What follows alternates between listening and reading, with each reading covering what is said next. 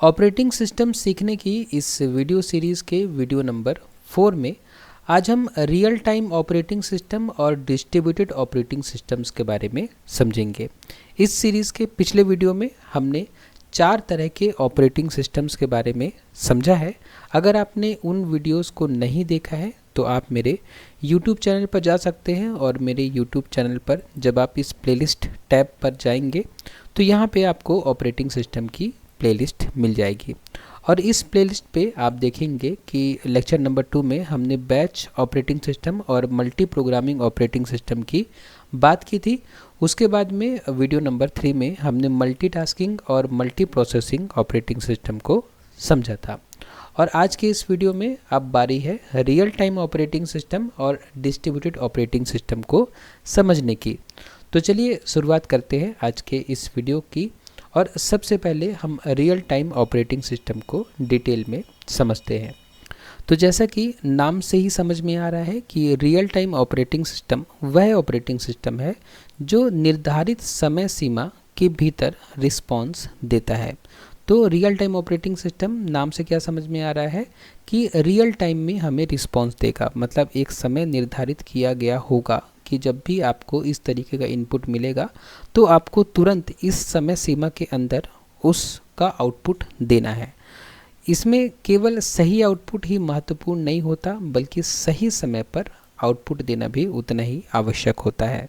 तो जब भी रियल टाइम ऑपरेटिंग सिस्टम का उपयोग करोगे तो यहाँ पे सिर्फ आउटपुट देना ही काफ़ी नहीं होता, आउटपुट सही समय पर देना भी आवश्यक होता है। ठीक है, तो इन ऑपरेटिंग सिस्टम का उपयोग बहुत महत्वपूर्ण जगहों पर किया जाता है। अभी हम इस वीडियो में इसी बात की चर्चा डिटेल में करेंगे। तो लेकिन सबसे पहले रियल टाइम ऑपरेटिंग सिस्टम को थोड़ा हम और विस्तार से, थोड़ा और गहराई से समझ लेते हैं, उसके बाद में हम एग्जाम्पल देखेंगे। देखिए, रियल टाइम ऑपरेटिंग सिस्टम में जो रियल टाइम है उसको अगर हम हिंदी में लिखें तो इसका मतलब होगा वास्तविक समय में। ठीक है, वास्तविक समय में हमें क्या करना है, रिस्पॉन्स देना है। ऑपरेटिंग सिस्टम को हर टास्क को एक निश्चित समय सीमा के अंदर पूरा करना होता है। तो रियल टाइम ऑपरेटिंग सिस्टम में जो सबसे इम्पॉर्टेंट चीज़ है वो है एक निश्चित समय सीमा। इस निश्चित समय सीमा में अगर हमारे ऑपरेटिंग सिस्टम ने आउटपुट दे दिया तब तो वो हमारा ऑपरेटिंग सिस्टम मतलब सक्सेसफुली काम कर रहा है। और अगर उसने सही आउटपुट दिया लेकिन सही आउटपुट उसने निश्चित समय के बाद दिया तो वो आउटपुट हमारे कोई काम का नहीं है।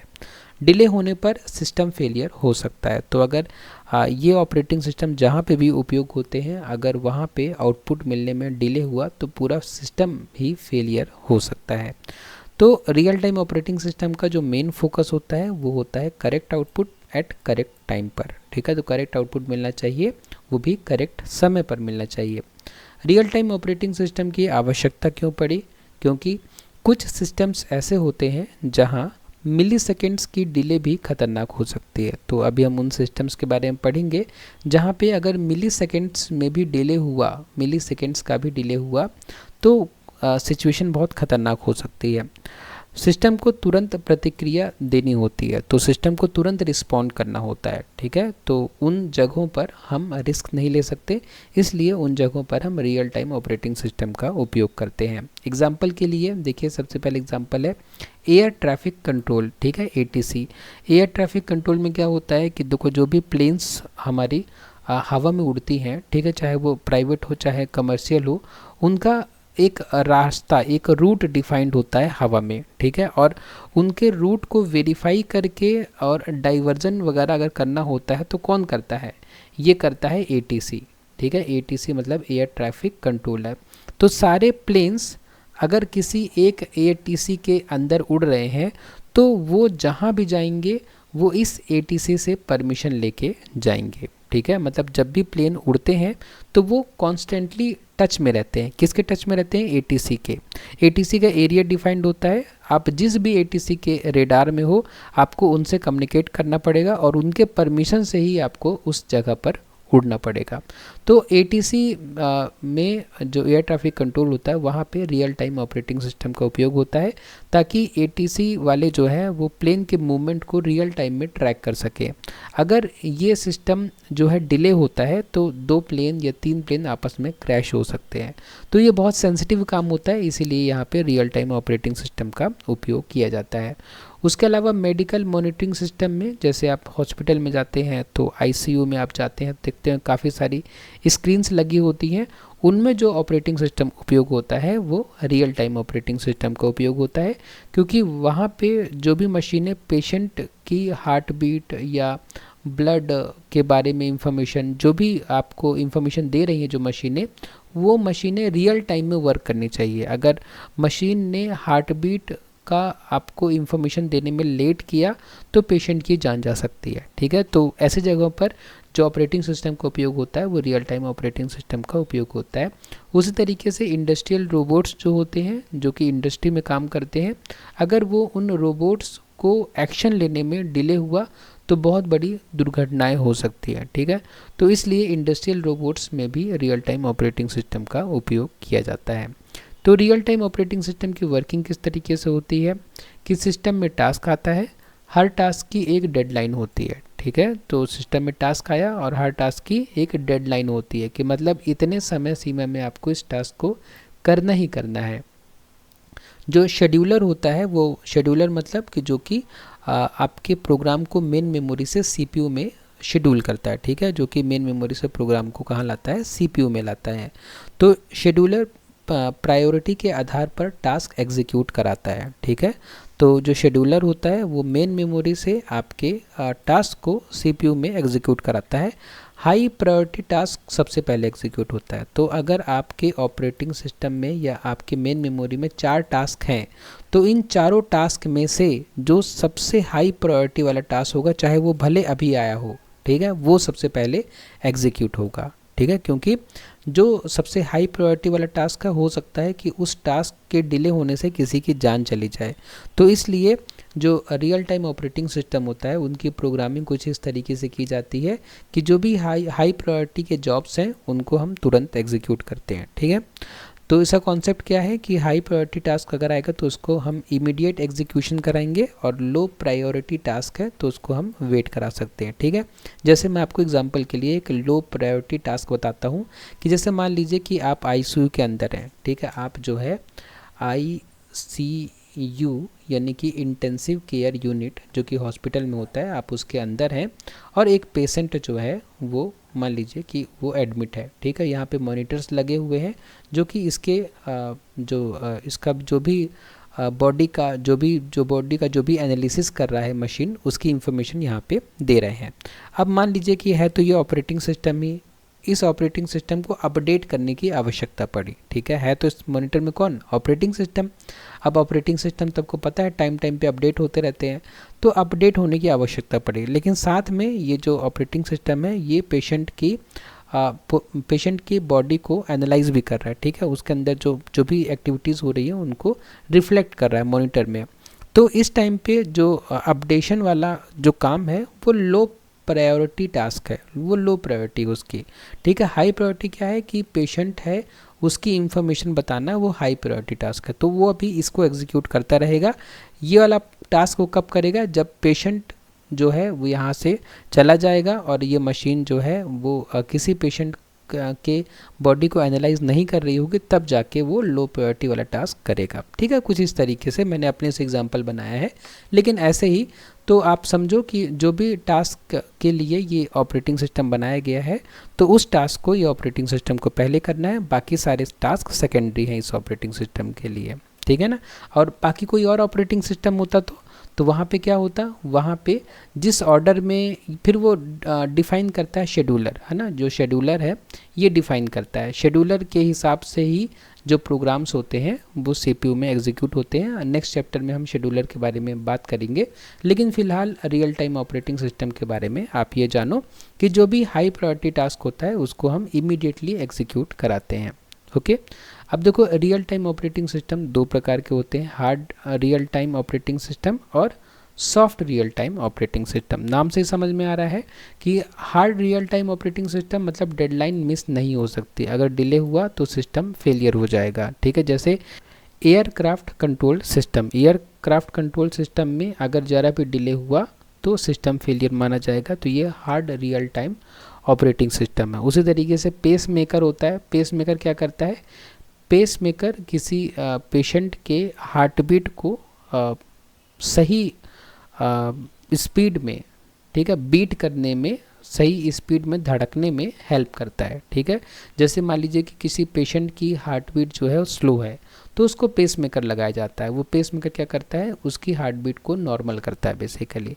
तो ये दोनों जगहों पर hard real time operating system का उपयोग किया जाएगा। उसके बाद में soft real time operating system का हम कहाँ उपयोग कर सकते हैं? जहाँ डेडलाइन मिस हो सकती है। अगर डेडलाइन मिस हो गया तो भी कोई पहाड़ नहीं टूट जाने वाला, तो वहाँ पे हम soft real time operating system का उपयोग कर सकते हैं। परफॉर्मेंस कम हो सकती है लेकिन सिस्टम फेल नहीं होगा। एग्जाम्पल के लिए वीडियो स्ट्रीमिंग, आप मान लीजिए कोई मीटिंग अटेंड कर रहे हैं, कोई क्लास अटेंड कर रहे हैं, तो यहाँ पे अगर मान लीजिए कि आपके वीडियो में डिले आ जाता है तो कोई पहाड़ नहीं टूट जाएगा। ठीक है, आपका बहुत नुकसान नहीं हो जाएगा। उसी तरीके से अगर आप ऑनलाइन गेमिंग खेल रहे हैं, ऑनलाइन गेमिंग कर रहे हैं, कुछ अगर मान लीजिए कुछ फ्रेम्स, कुछ लैग आता है तो उससे कोई बहुत गंभीर समस्या नहीं उत्पन्न होने वाली। तो इसलिए ये सब क्या है? Soft real time. मतलब हम एक्सपेक्ट तो करते हैं कि वीडियो सही समय पे हमको दिख जाए, लेकिन अगर नहीं दिखा तो भी कोई बहुत बड़ी बात नहीं हो जाएगी। ओके, अब देखिए यहाँ पे रियल टाइम ऑपरेटिंग सिस्टम के कुछ उदाहरण लिखे हुए हैं, जैसे VX वर्क्स हो गया, RT लिनक्स हो गया, RT मतलब रियल टाइम लिनक्स हो गया, फ्री RTOS हो गया, QNX हो गया। ये सारे ऑपरेटिंग सिस्टम हैं जो कि रियल टाइम ऑपरेटिंग सिस्टम कहलाते हैं। इनका उपयोग एम्बेडेड सिस्टम्स और मिशन क्रिटिकल एप्लीकेशंस में किया जाता है। ठीक है, तो रियल टाइम ऑपरेटिंग सिस्टम का उपयोग एम्बेडेड सिस्टम में करते हैं। एम्बेडेड सिस्टम क्या होता है?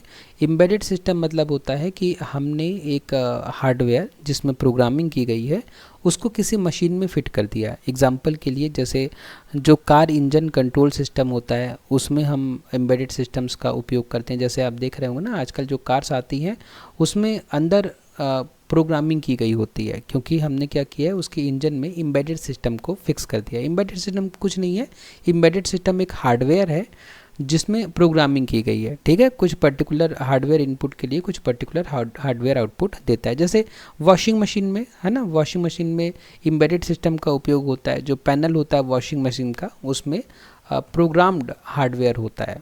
ठीक है, तो वो एम्बेडेड सिस्टम होते हैं। एम्बेड करना होता है मतलब किसी के अंदर फिट कर देना। तो एक ऐसा सिस्टम जो उस बड़ी सी मशीन को चला रहा है, ठीक है, उसको हम क्या कहते हैं? एम्बेडेड सिस्टम कहते हैं। और मिशन क्रिटिकल एप्लीकेशन में मतलब एक ऐसा एप्लीकेशन जो कि किसी मिशन के लिए उपयोग किया जा रहा है, उसमें हम रियल टाइम ऑपरेटिंग सिस्टम का उपयोग करते हैं।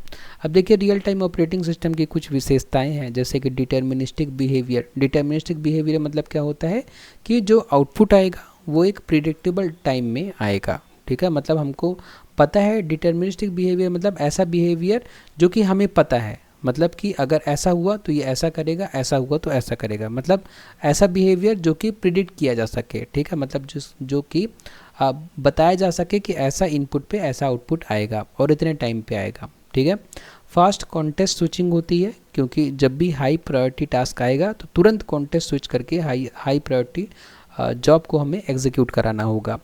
प्रायोरिटी बेस्ड शेड्यूलिंग होती है, वही मैंने बताया कि जैसे ही हाई प्रायोरिटी वाली जॉब आएगी तो हमें तुरंत उसे एग्जीक्यूट कराना होगा। मिनिमम लेटेंसी मतलब कि प्रोग्राम को एग्जीक्यूट करने में, प्रोग्राम को रन करने में जो लेटेंसी होगी, मतलब लेटेंसी मतलब डिले होगा, वो कम से कम होगा। और हाई रिलायबिलिटी मतलब जो ये ऑपरेटिंग सिस्टम होते हैं इनकी रिलायबिलिटी बहुत ज़्यादा होती है, मतलब ये आपको बहुत रेयरली ही कभी धोखा देंगे। ठीक है, रिलायबल मतलब होता है भरोसेमंद। उसके बाद कुछ एडवांटेजेस हैं, देख लेते हैं हम रियल टाइम ऑपरेटिंग सिस्टम के। जैसे कि इमीडिएट रिस्पांस, हमें तुरंत रिस्पांस मिलता है। एक्यूरेसी बहुत हाई होती है। सूटेबल फॉर क्रिटिकल सिस्टम, ऐसे सिस्टम जो क्रिटिकल है ना, उनमें उपयोग होता है रियल टाइम ऑपरेटिंग सिस्टम। और उसके बाद प्रिडिक्टेबल परफॉर्मेंस। प्रिडिक्टेबल परफॉर्मेंस मतलब जो रियल टाइम ऑपरेटिंग सिस्टम होते हैं उनकी जो परफॉर्मेंस होती है वो प्रिडिक्टेबल होती है, मतलब हम प्रिडिक्ट कर सकते हैं कि ऐसे इनपुट पर हमें ऐसे आउटपुट मिलेगा। ठीक है, मतलब अनुमानित, हमने पहले ही अनुमान लगा लिया। उसके बाद कुछ डिसएडवांटेजेस हैं इन ऑपरेटिंग सिस्टम के, जैसे इनका डिज़ाइन कॉम्प्लेक्स होता है, एक्सपेंसिव डेवलपमेंट होता है।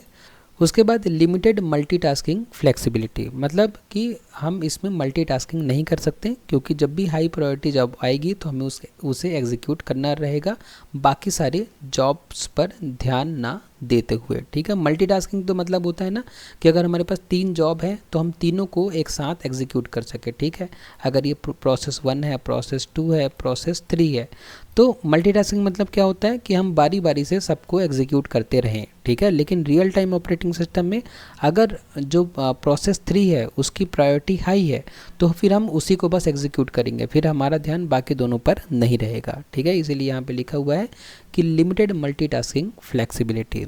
ठीक है, तो ये है हमारा रियल टाइम ऑपरेटिंग सिस्टम। उसके बाद अब हम आगे बढ़ते हैं और डिस्ट्रीब्यूटेड ऑपरेटिंग सिस्टम्स को समझते हैं। डिस्ट्रीब्यूटेड ऑपरेटिंग सिस्टम वह ऑपरेटिंग सिस्टम है जिसमें कई स्वतंत्र कंप्यूटर्स नेटवर्क के माध्यम से जुड़े होते हैं, लेकिन यूज़र को वो एक सिंगल सिस्टम की तरह दिखाई देते हैं। ठीक है, जैसे कि नाम से समझ में आ रहा है डिस्ट्रीब्यूटेड, डिस्ट्रीब्यूटेड मतलब बिखरे हुए। ठीक है, एक जगह पे नहीं, कई जगह पर। तो कई जगह पर कंप्यूटर होते हैं, लेकिन वो सारे कंप्यूटर नेटवर्क के माध्यम से आपस में जुड़े होते हैं और यूज़र को लगता है कि वो एक ही कंप्यूटर यूज़ कर रहा है, लेकिन उसके जो प्रोग्राम्स हैं वो कई कंप्यूटर में जाके प्रोसेस हो रहे होते हैं। तो डिस्ट्रीब्यूटेड ऑपरेटिंग सिस्टम में मल्टी कंप्यूटर सिस्टम होता है, मल्टीपल कंप्यूटर होते हैं, नेटवर्क से कनेक्टेड होते हैं ये सारे कंप्यूटर, और सिंगल यूनिफाइड इंटरफेस होता है, मतलब यूज़र के लिए इंटरफेस एक सिंगल ही होता है। ठीक है, यूज़र इसी सिंगल इंटरफेस में काम करेगा, लेकिन बहुत सारे कंप्यूटर नेटवर्क में होंगे जो कि इस सिस्टम से जुड़े होंगे, मतलब यूज़र के प्रोग्राम की प्रोसेसिंग इस कंप्यूटर में होगी या किसी और कंप्यूटर में होगी, यूज़र नहीं बता सकता। तो इसका मेन गोल क्या है? इसका मेन गोल है रिसोर्स शेयरिंग और हाई परफॉर्मेंस और रिलायबिलिटी। ठीक है, किसका? डिस्ट्रीब्यूटेड ऑपरेटिंग सिस्टम का। ठीक है, रिलायबिलिटी क्यों? कि अगर एक सिस्टम ख़राब हो गया तो हमारे पास कई सिस्टम है, आपकी प्रोसेसिंग नहीं रुकेगी। हाई परफॉर्मेंस मतलब कि आप अगर डिफ़िकल्ट से डिफ़िकल्ट या कठिन से कठिन या हैक्टिक से हैक्टिक प्रोग्राम भी रन कराते हो इस कंप्यूटर में, तो हम उसको चुटकी बजा के हम एग्जीक्यूट करा देंगे। क्यों? क्योंकि हमारे पास बहुत सारे सिस्टम्स हैं नेटवर्क में। ठीक है, हम सबको काम बांट देंगे, आपका प्रोग्राम हम फटाफट रन करा देंगे। और रिसोर्स शेयरिंग मतलब कि हम क्या कर रहे हैं, मल्टीपल कंप्यूटर्स के रिसोर्सेज को शेयर कर रहे हैं। ठीक है, इसलिए जो डिस्ट्रीब्यूटेड ऑपरेटिंग सिस्टम होता है इसका जो मेन गोल होता है वो ये तीनों होते हैं। अब डिस्ट्रीब्यूटेड ऑपरेटिंग सिस्टम को थोड़ा और डिटेल में समझते हैं। डिस्ट्रीब्यूटेड ऑपरेटिंग सिस्टम में मल्टीपल कंप्यूटर्स होते हैं, बहुत सारे कंप्यूटर होते हैं, जैसे मैंने बताया, सभी नेटवर्क से जुड़े होते हैं, रिसोर्सेज शेयर किए जाते हैं। रिसोर्सेज शेयर किए जाते हैं मतलब कि अगर हम एक प्रोग्राम रन कर रहे हैं किसी कंप्यूटर में, तो वो हमारा प्रोग्राम मल्टीपल कंप्यूटर्स में डिस्ट्रीब्यूट किया जा सकता है रन होने के लिए। मतलब हम सारे कंप्यूटर्स के रिसोर्सेज का उपयोग कर सकते हैं, मतलब रिसोर्सेज क्या है? शेयर्ड हैं। ठीक है, यूज़र को ऐसा लगता है कि वह एक ही कंप्यूटर पर काम कर रहा है ना, क्योंकि यूज़र के लिए क्या है? एक ही इंटरफेस है, तो यूज़र को लगेगा काम इसी कंप्यूटर में कर रहा है, लेकिन उसके प्रोग्राम तो मल्टीपल कंप्यूटर्स में रन हो रहे हैं। तो यही बात यहाँ पे समझाई गई है। डिस्ट्रीब्यूटेड ऑपरेटिंग सिस्टम की आवश्यकता क्यों है? जब लार्ज डेटा प्रोसेसिंग करनी हो, ठीक है, हमें जो डेटा प्रोसेसिंग करनी हो वो बहुत ज़्यादा करनी हो, है ना, तब हमें डिस्ट्रीब्यूटेड ऑपरेटिंग सिस्टम का उपयोग करना पड़ता है। अगर हमें हाई परफॉर्मेंस चाहिए तो भी हम डिस्ट्रीब्यूटेड ऑपरेटिंग सिस्टम का उपयोग करेंगे। सिंगल सिस्टम पर्याप्त अगर नहीं हो तो भी हम डिस्ट्रीब्यूटेड ऑपरेटिंग सिस्टम का उपयोग करेंगे। और फॉल्ट टॉलरेंस आवश्यक हो। फॉल्ट टॉलरेंस आवश्यक हो मतलब कि अगर एक सिस्टम में फॉल्ट आ जाए तो भी हमारा जो सिस्टम है वो क्रैश ना करे। तो भी मान लीजिए जिस कंप्यूटर में हम काम कर रहे हैं उस कंप्यूटर का जो मेन मेमोरी है मान लीजिए वो क्रैश हो गया, लेकिन हमारे पास तो इतने सारे कंप्यूटर्स की मेन मेमोरी है, हम किसी भी मेन मेमोरी में जो हमारा ऑपरेटिंग सिस्टम होगा हमारे टास्क को किसी भी सिस्टम की मेन मेमोरी में रख कर CPU से एग्जीक्यूट करा देगा। ठीक है, तो फॉल्ट टॉलरेंस होता है, मतलब अगर कुछ भी गड़बड़ हुई तो भी हमारे रिजल्ट में हमारे परफॉर्मेंस में कोई भी फ़र्क नहीं पड़ेगा, तब डिस्ट्रीब्यूटेड ऑपरेटिंग सिस्टम उपयोगी होता है। ठीक है, इन सारे केसेस में डिस्ट्रीब्यूटेड ऑपरेटिंग सिस्टम उपयोगी होता है। अब देखिए कैसे काम करता है distributed operating system. User request देता है ऑपरेटिंग सिस्टम डिसाइड करता है कि कौन सा नोड टास्क एग्जीक्यूट करेगा, ठीक है। मतलब कि यहाँ पे आपका कौन है, ये यूज़र है, ठीक है। यूज़र आपका ये ऑपरेटिंग सिस्टम यूज़ कर रहा है, ठीक है, डिस्ट्रीब्यूटेड ऑपरेटिंग सिस्टम। लेकिन डिस्ट्रीब्यूटेड ऑपरेटिंग सिस्टम मतलब कि नेटवर्क के माध्यम से ये जो आपका कंप्यूटर है ये कई कंप्यूटर से जुड़ा हुआ है, ठीक है। कई कंप्यूटर से आपका ये जो ऑपरेटिंग सिस्टम है, ये जो आपका सिस्टम है ये कई कंप्यूटर से जुड़ा हुआ है, ठीक है। नेटवर्क में मौजूद कई कंप्यूटर से जुड़ा हुआ है। तो ऑपरेटिंग सिस्टम यहाँ से रिक्वेस्ट दे रहा है, ठीक है। यूज़र जो है रिक्वेस्ट दे रहा है कहाँ से, इस कंप्यूटर से। तो यूज़र जो है वो रिक्वेस्ट दे रहा है इस कंप्यूटर से, लेकिन ऑपरेटिंग सिस्टम जो आपका डिस्ट्रीब्यूटेड ऑपरेटिंग सिस्टम है वो डिसाइड करता है कि इस दिए गए प्रोसेस को या इस दिए गए काम को, इस दिए गए टास्क को मैं किस कंप्यूटर से एग्जीक्यूट कराऊँ, ठीक है। बहुत सारे कंप्यूटर से कनेक्टेड होता है आपका कंप्यूटर।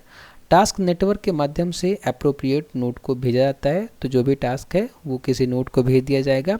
रिक्वेस्ट प्रोसेस होकर वापस यूज़र को दे दिया जाता है। तो जैसे ही वहाँ पे रिक्वेस्ट पूरी हुई तो जो रिज़ल्ट आया वो यूज़र को यहाँ पे मिल गया, ठीक है। तो इसका फ्लो किस तरीके से होता है कि यूज़र जो है डिस्ट्रीब्यूटेड ऑपरेटिंग सिस्टम का उपयोग करता है और डिस्ट्रीब्यूटेड ऑपरेटिंग सिस्टम क्या करता है, नोड को सेलेक्ट करता है, सेलेक्टेड नोड में एग्जीक्यूशन कराता है प्रोग्राम का और रिज़ल्ट वापस यूज़र को देता है। ओके, डिस्ट्रीब्यूटेड ऑपरेटिंग सिस्टम की मुख्य विशेषताएं क्या है, रिसोर्स शेयरिंग, ठीक है। मल्टीपल कंप्यूटर्स के रिसोर्सेज को शेयर किया जाता है।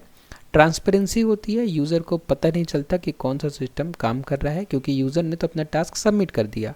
अब ये टास्क चाहे इसी सिस्टम में एग्जीक्यूट हो, चाहे इस सिस्टम में, चाहे इस सिस्टम में, चाहे इस सिस्टम में, किसी भी सिस्टम में एग्जीक्यूट हो, ये यूज़र को चिंता करने की आवश्यकता नहीं है। लोड बैलेंसिंग हो जाती है। लोड बैलेंसिंग कैसे हो जाती है कि ये आपका मेन कंप्यूटर है, इसने इसको काम दिया, ठीक है, इसने इसको काम दिया, इसको काम दिया, ये कंप्यूटर खाली है, ठीक है। अब जब अगला काम आएगा तो ये देखेगा कि बाकी सारे कंप्यूटर्स बिजी हैं, ये खाली है, तो मैं इसको काम सौंप देता हूँ, ठीक है। तो लोड को बैलेंस कर देता है। स्केलेबिलिटी है, मतलब अभी आपने 4 कंप्यूटर कनेक्ट किया है, आप 4 और कंप्यूटर कनेक्ट कर सकते हैं इस पर्टिकुलर मशीन के साथ में।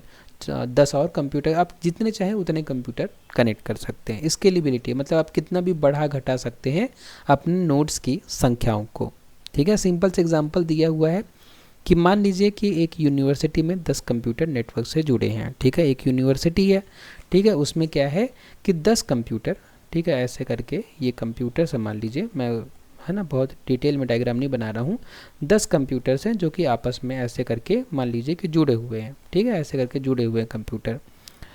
अब स्टूडेंट एक प्रोग्राम रन कराता है। अब स्टूडेंट आया, उसने एक प्रोग्राम यहाँ पे मान लीजिए यहाँ पे प्रोग्राम को रन कराया।